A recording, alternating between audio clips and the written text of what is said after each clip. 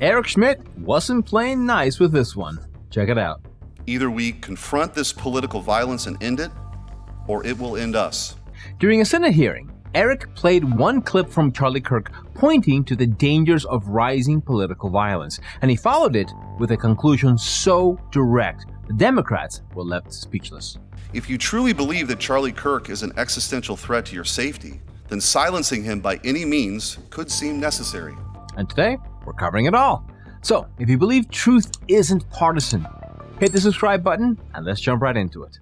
We are faced with only two paths. Either we confront this political violence and end it, or it will end us. And I can think of no better person to introduce this topic than the late Charlie Kirk himself.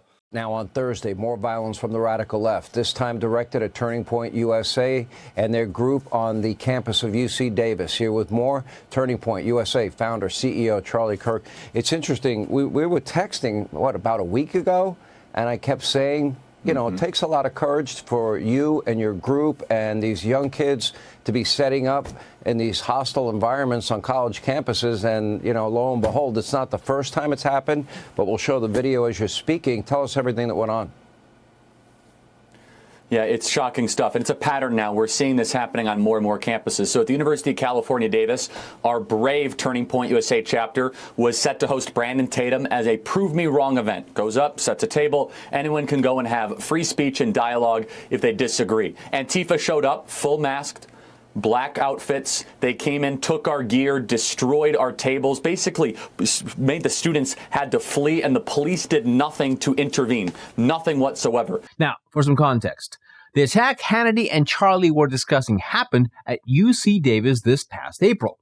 And despite multiple people being involved in it, only one person has been charged so far. And the young woman is being charged with, quote, one count of conspiracy to commit a riot and one count of battery. But if you look at similar incidents targeting Turning Point USA events, a clear pattern emerges. A teaching assistant flipped a table at Illinois University to shut down a speech. The same thing happened at the University of Iowa. And a planned protest at UC Berkeley recently devolved into a literal fight that led to multiple arrests. It's almost like violence is becoming the go-to tactic for silencing political viewpoints the students don't like. Charlie expanded on this exact problem during the interview, saying this. This is after one of our Turning Point USA students at University of Texas, Dallas, had a bike lock thrown at her and actually had to be hospitalized for this treatment. Sean, we are seeing a disturbing pattern from the radical left, and we have data to now support it. According to the National Contagion Research Institute, 48% of left-of-center respondents say that it's justified to murder Elon Musk. 53% say that it would be justified to murder President Donald Trump. There are ballot measures in California that are being measured by far-left activists that are being named, I should say, after Luigi Maggioni. We have to take a step back here and ask our question, what's really going on here? There's a deeper thing than just political disagreement. If you are on the front lines like our Turning Point USA students, you are potentially putting your safety, your well-being, and God forbid, your life in jeopardy for simply being a conservative on a college campus.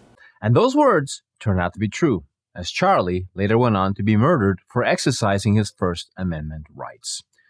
Simply put, moments like this don't just appear out of thin air. They are the product of years of overheated rhetoric. What's even more absurd is that the same people fueling this climate suddenly issue empty statements of compassion when violence erupts. They tone things down for a week or two, then jump right back into calling their opponents dictators, fascists, as well as branding them threats to democracy. Eric Schmitt went on to break down the real reasons behind this growing phenomenon. But before we play that, quick reminder, we just launched our merch store. It's amazing. You're going to love it. And every purchase helps us continue bringing you stories the media tries to bury. So make sure you check it out. Now, back to the video.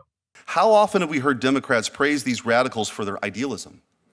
How many elected officials have called riots the language of the unheard? The violence stalking our streets today is a feature, not a bug. There is an evil but consistent logic to it. It's the natural and logical result of the ideology itself. If the violent element's ideals were so praiseworthy, then the system which obstructs their fulfillment is to blame. And why work within a blameworthy system for praiseworthy ends? To these people in this movement, the only acceptable goal is the destruction of the system and its leaders. The central idea of every revolutionary project is that utopia must be achieved through any means necessary. If you truly believe that Charlie Kirk is an existential threat to your safety, and you've bought into the nonsense that words are violence, then silencing him by any means could seem necessary. Exactly. Eric is addressing the elephant in the room, and it applies to both extremes of the political spectrum. You can't spend years inventing political boogeymen, repeating it nonstop, and then act shocked when something terrible happens. What makes it even worse is how these comments usually start as throwaway one-liners in interviews, only to be clipped, reposted, and blasted across social media. After enough repetition, unstable individuals start treating that rhetoric as reality. Even though the politician who said it was likely just chasing clicks, and we don't have to look far to see the results. Just look at the so-called new generation of politicians we're getting now. Jasmine Crockett, Zohan Mandami, and Jay Jones, who got elected despite text messages that came out showing he was totally fine with political violence. This is the nature of political violence in America today. It's driven by a system far larger than the people who commit the act itself. We've seen this system in action.